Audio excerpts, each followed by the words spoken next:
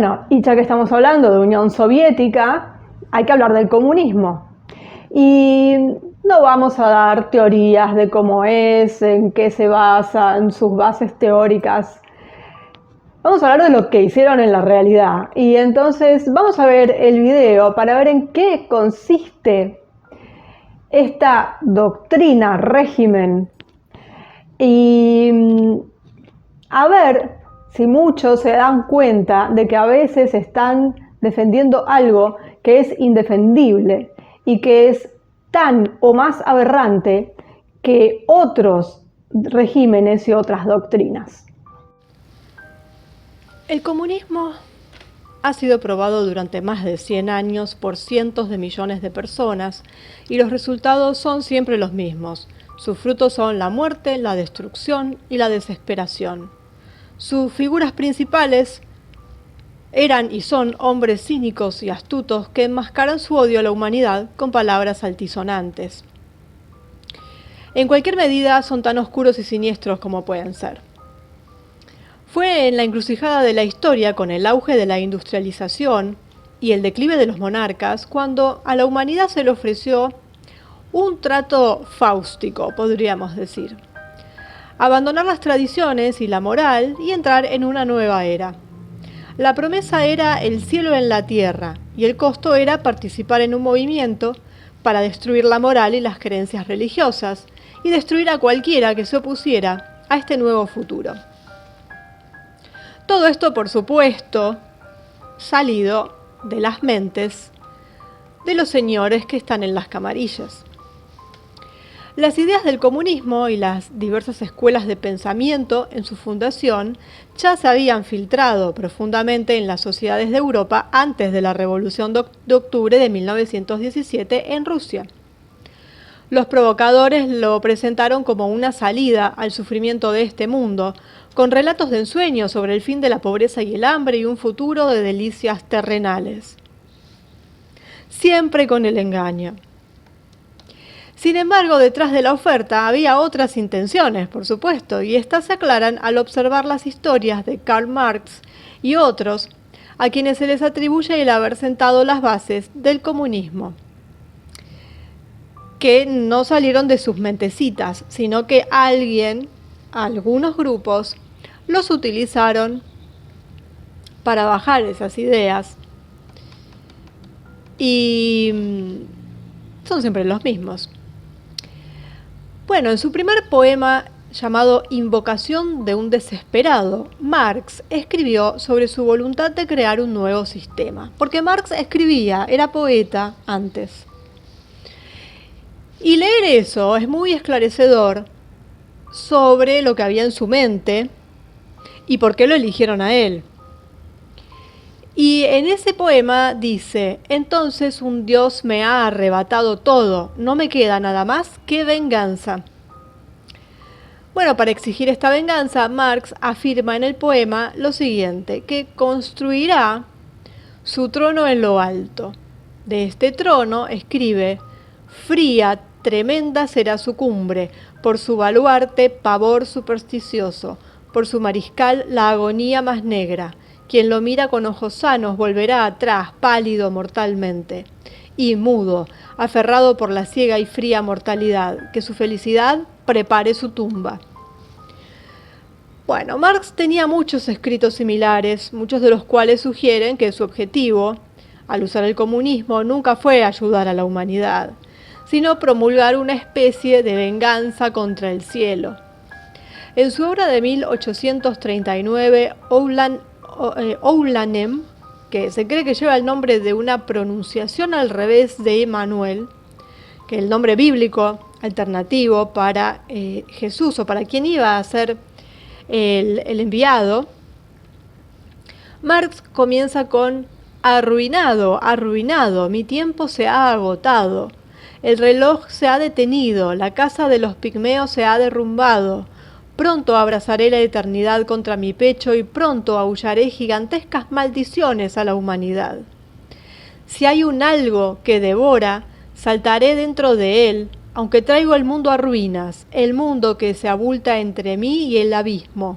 Lo haré pedazos con mis perdurables maldiciones.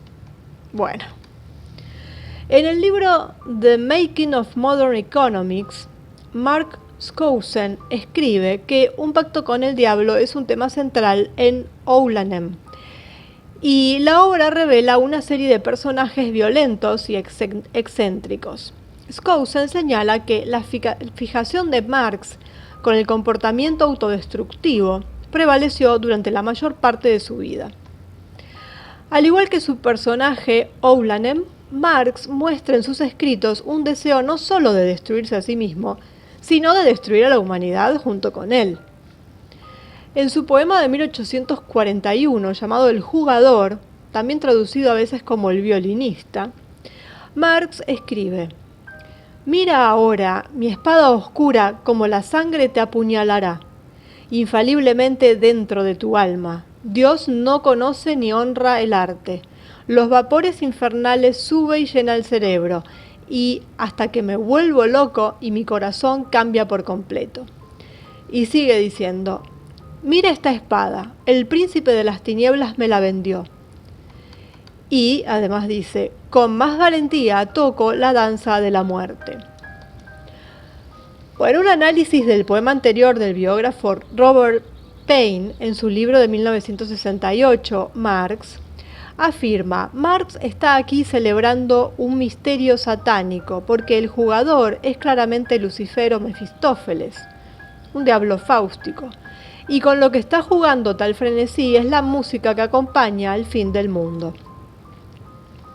Continúa: Marx claramente disfrutó de los horrores que describió, y lo encontraremos disfrutando de la misma manera que la destrucción de clases enteras en el Manifiesto Comunista. Era un hombre con una facultad peculiar para saborear los desastres. No cabe duda de que esas interminables historias fueron autobiográficas, escribió Paine. Marx tenía la visión del mundo del diablo y la malignidad del diablo. A veces parecía saber que estaba realizando obras de maldad.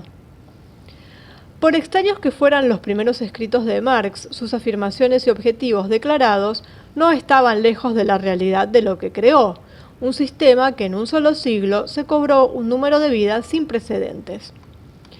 Las estimaciones varían, pero según la investigación combinada de historiadores, incluidos Alexander Solzhenitsyn, Jung Chang y John Holliday, y las cifras recopiladas por el Libro Negro del Comunismo, publicado por Harvard University Press en 1999, la cifra se acerca a los 150 millones de muertes.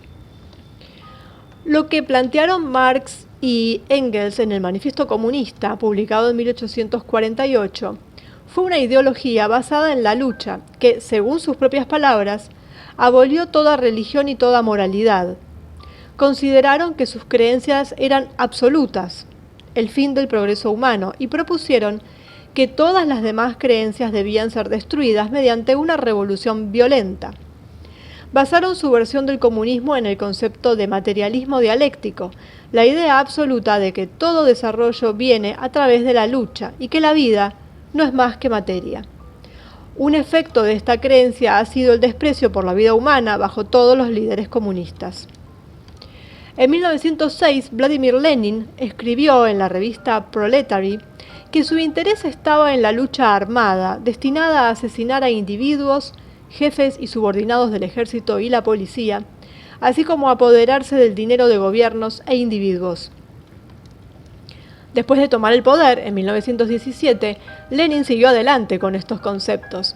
Decenas de miles de personas fueron arrestadas por oponerse al nuevo régimen, muchas de las cuales fueron torturadas y ejecutadas en masa. Lenin y sus seguidores decidieron eliminar, por medios legales y físicos, cualquier desafío o resistencia, aunque sea pasiva, a su poder absoluto.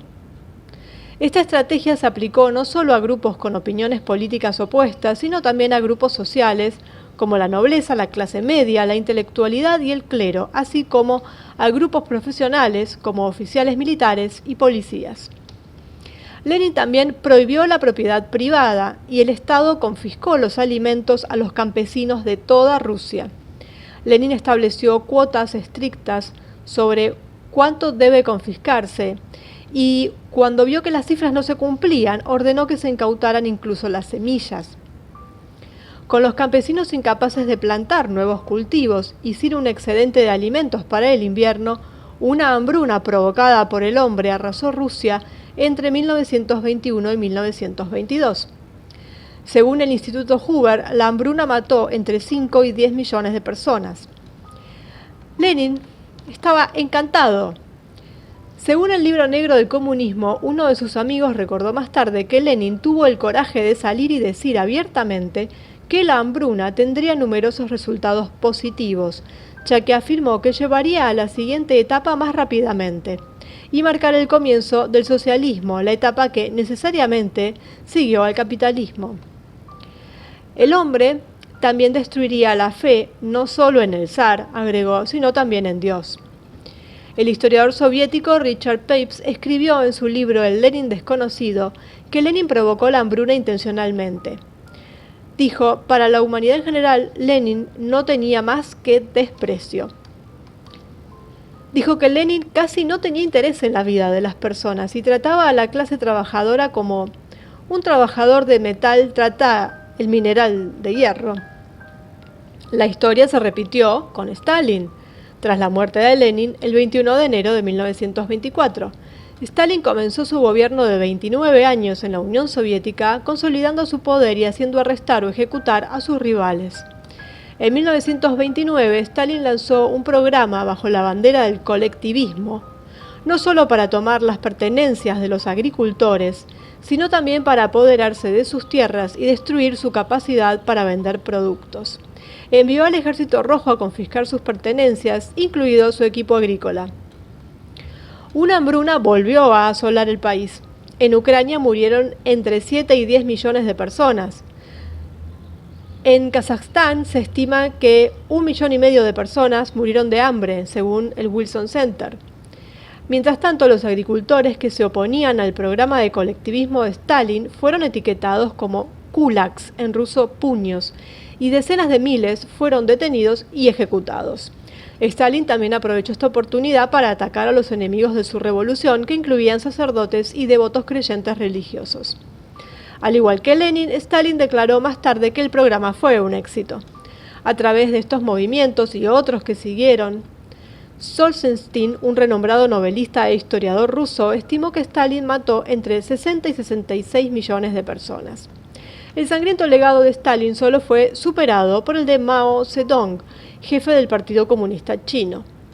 Bajo un programa similar de colectivismo, Mao inició su gran salto adelante en 1958 y a través de varios medios logró desencadenar también una hambruna, que en 4 años mató al menos a 45 millones de personas. El canibalismo también fue común durante esta hambruna. Los materiales descubiertos por académicos chinos y occidentales y por The Washington Post en 1994 dan una idea de lo que sucedió. En la comuna de Damiao, Chen Sangyang y su esposo Zhao Zhizhen mataron e hirvieron a su hijo Zhao Qing de 8 años y se lo comieron. Y en la comuna de Budian, Wang Linyan no solo recogió a los muertos para comer, sino que también vendió 2 libras de sus cuerpos como carne de cerdo. Al igual que Stalin y Lenin, Mao excusó estas muertes, según una investigación del autor e historiador religioso Arum Yahya, y dice que Mao y sus seguidores consideraron la hambruna como un castigo para los aldeanos que no obedecían lo suficiente al Partido Comunista Chino. Justo un año antes del gran salto adelante, en 1957, Mao llevó a cabo su campaña de las 100 flores, cuando invitó a intelectuales a presentar sus críticas a su régimen, y luego utilizó sus críticas como admisiones de culpa. Según Red Holocaust de Stephen Rosenfield, Mao etiquetó a los 550.000 intelectuales estimados como derechistas, y luego los hizo humillar, despedir, encarcelar, torturar o matar. En el libro Mao, la historia desconocida, los autores e historiadores Chang y Holiday muestran que Mao fue responsable de al menos 70 millones de muertes. Bajo los regímenes comunistas y su ideología de lucha, las personas se volvieron unas contra otras. Los niños denunciaron a sus padres, los estudiantes golpearon y torturaron a sus maestros, los jóvenes se volvieron contra los ancianos y los vecinos se volvieron contra los vecinos. Uno de los socios de Marx en la Primera Internacional, Mikhail Bakunin, escribió: «El maligno es la revuelta satánica contra la autoridad divina, revuelta en la que vemos el germen fecundo de todas las emancipaciones humanas, la revolución. Los socialistas se reconocen por las palabras, en nombre de aquel a quien se le ha hecho un gran daño», según el libro Marx y Satanás, de Richard Wurmbrand. En esta revolución tendremos que despertar al diablo en la gente, despertar las pasiones más bajas, escribió Bakunin. Nuestra misión es destruir, no edificar. Este concepto se vio claramente en los efectos del comunismo, ya que funcionó primero quebrando el ánimo de las personas a través del hambre, luego sacudiéndolas con ejecuciones públicas y hostigamiento, todo lo cual funcionó para alejar a la gente de su moral y creencias. Según La Gran Guerra y los orígenes del humanitarismo, de Bruno Cabanés, esto se vio inmediatamente después de que Lenin asumiera el poder. Estas guerras campesinas desataron demonios en ambos lados, los comunistas contra los acaparadores y enemigos del pueblo, los aldeanos contra todos los símbolos de la colectivización.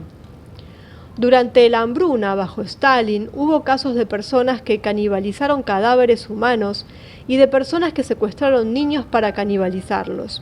Una imagen infame de esta época muestra a una pareja rusa de pie sobre los cuerpos de niños que habían comido parcialmente. Actos similares de canibalismo se registraron bajo el gran salto adelante de Mao, y Mao llevó los actos de poner a las personas unas contra otras un paso más allá, con movimientos sociales adicionales. Bajo su revolución cultural en la década del 60, los niños golpeaban a sus propios padres, los estudiantes detenían e interrogaban a la gente en la calle sobre las enseñanzas de Mao, y luego los golpeaban por respuestas incorrectas. Y maestros, terratenientes e intelectuales eran perseguidos y avergonzados públicamente, o algo peor, por el grupo militante de Mao, las Guardias Rojos.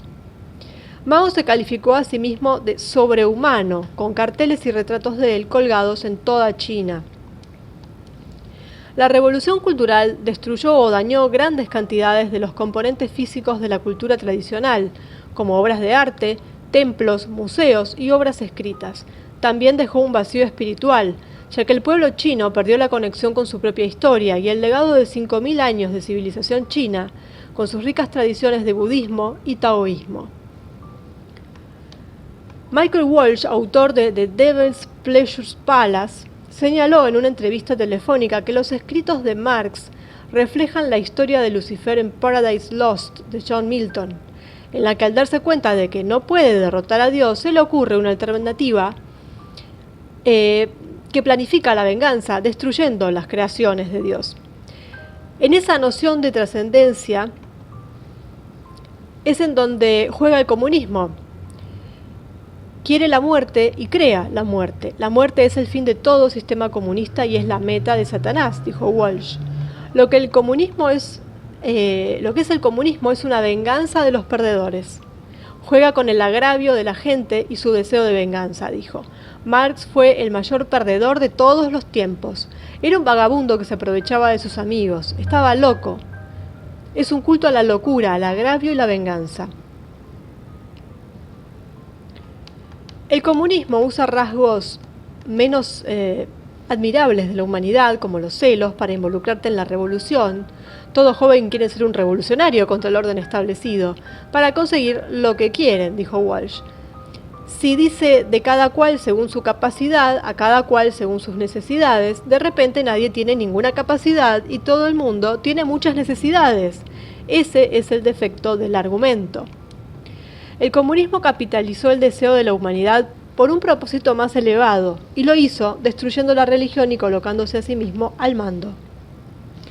Según las Noches Blancas del Dr. Boris Sokolov, en octubre de 1919, Lenin visitó al científico Ivan Pavlov, conocido por los experimentos con los perros, como ya lo mencionamos antes, para capacitar igualmente a personas bajo el sistema educativo soviético, para condicionar los reflejos, para estandarizar, para hacer pensar y actuar de acuerdo con el patrón requerido. Bueno, cualquier lugar que se haya establecido o adoptado las ideas del comunismo, las religiones tradicionales siempre han estado entre sus primeros objetivos de destrucción. Y esto no es hablar a favor de las religiones, porque sabemos que las religiones también son un elemento de control. Pero estamos hablando no solo de las religiones más grandes o más conocidas, o de las solo de las occidentales. Estamos hablando de cualquier sistema que intente una conexión con algo espiritual. Estamos hablando más que nada con lo que ellos consideraban espiritualidad. Y esto se mantuvo tan cierto bajo la Unión Soviética como ahora en China. Y bueno, el número de muertos ya supera ampliamente la ficción. Bueno, ya lo dijimos, millones y millones de muertos.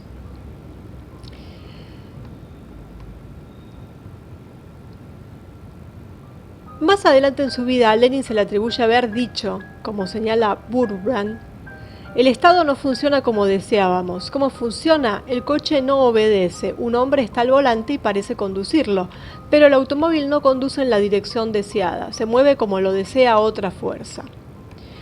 Más tarde, Lenin, que ya estaba loco, pero tuvo un momento de claridad en su lecho de muerte, según Burbrand, cuando le dijo a su esposa: cometí un gran error.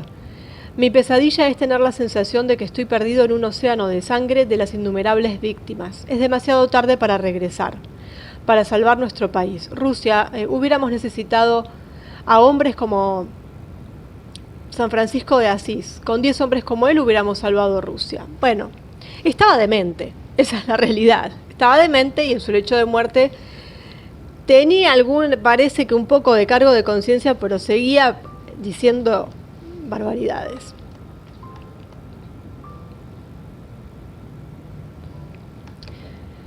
Bueno,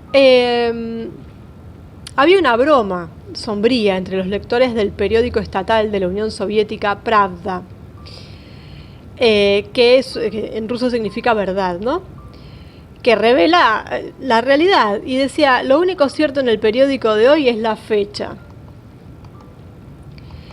Y bueno, el comunismo demostró ser un gran engaño, una estafa en la historia de la humanidad. La teoría es mala y cada implementación de la teoría ha sido destructiva para la vida y la moral, comenzando con las comunas de París, ganando velocidad con la Unión Soviética y continuando hoy con China. Y a estas alturas, después de más de 140 años de comunismo en la práctica, podemos juzgar al comunismo por sus frutos. Ya no tanto por su teoría, vamos a los frutos. Y la verdad es que es irracional. Está a la vista y el que no lo quiere ver es porque no tiene ganas. Porque que se sepa, cuando se derribó el muro, además, se pudo ver lo que había del otro lado, porque hasta ese momento alguien se lo podía imaginar. Pero cuando el muro cayó, se vio. Se vio. Y todos escaparon. ¿Y por qué había gente escapando cuando estaba la Unión Soviética? En cuanto podían, se escapaban. Aquellos que podían salir, porque eran artistas, porque eran políticos, o por algún motivo podían cruzar la frontera hacia un lugar que no fuera comunista, pedían asilo político. ¿Y eso por qué? Si estaba todo tan maravilloso y era todo tan hermoso. Yo invito a la gente que dice que estaba todo tan bien y que en Cuba se vive tan bien y en Venezuela se vive tan fantásticamente bien, que se muden a esos lugares. Porque la verdad no entiendo por qué viven en otro sitio teniendo esos paraísos. Eso es inentendible. Es muy fácil irse a vivir a Venezuela, irse a vivir a Cuba. Porque además es el paraíso terrenal. Es el sistema maravilloso. Entonces, la verdad es que no lo entiendo. No lo entiendo. Algo debe haber que no que no nos cuentan, ¿no? Porque pudiendo hacerlo, porque nadie se los impide, porque pueden salir de los territorios en donde están, pudiendo ir a un lugar que les da todo, porque el Estado les da todo, no necesitan ni siquiera buscarse un trabajo. Y para vivir tan fantásticamente bien, pero yo no sé qué esperan. Si yo pensara eso de esos lugares, ya estaría viviendo ahí hace rato. Así que bueno, es inentendible cómo hay gente de a pie que piensa que esto está bueno. Porque quienes lo hicieron obviamente entendemos por qué dicen que está bueno.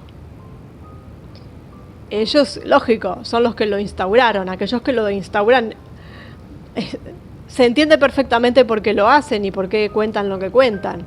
Ahí no hay historia. Y muy bien lo hacen. Pero el resto, sinceramente, es inentendible. Inentendible. Es más inentendible aún que habiendo lugares en donde se practica lo que a ellos les encanta, no vayan.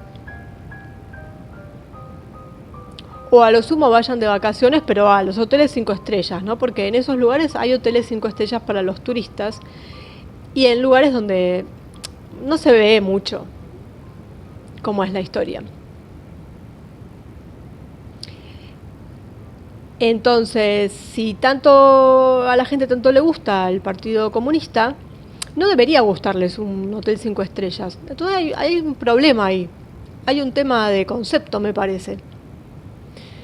La incoherencia, una gran incoherencia en todo comunista, socialista también. Entonces, mientras siga habiendo incoherentes, y estamos mal, este mundo va mal. Así está, bueno, así está, lo estamos viendo. Lo estamos viendo con todo lo que pasa, con todo lo que... Porque la gente habla de borregos, habla de... No se trata de eso, porque no hay que menospreciar. Hay gente que le gusta eso, pero tiene la incoherencia de no practicarlo, pudiendo hacerlo, porque no es algo que no se llega. Yo podría decir, a mí me encantaría tener millones y vivir en un palacio en Dubái, pero es muy difícil que lo logre, porque para eso necesito obtener mucho dinero y para poder comprarme algo en Dubái o poder llevar la vida que llevan en Dubái. Entonces no lo hago, no porque no me guste, sino porque no lo puedo hacer. Pero irme a vivir a un lugar como Venezuela, por ejemplo, sí podría hacerlo. Solo que a mí no me gusta, pero la gente que le gusta lo puede hacer tranquilamente y no lo hace. ¿Por qué? Bueno, para no extendernos más, ahí está la diferencia. Yo no me voy a vivir a un palacio porque no puedo. Los que no se van a vivir a Venezuela no lo hacen, no sé por qué, porque sí pueden. Ahí está la diferencia, ahí está la incoherencia.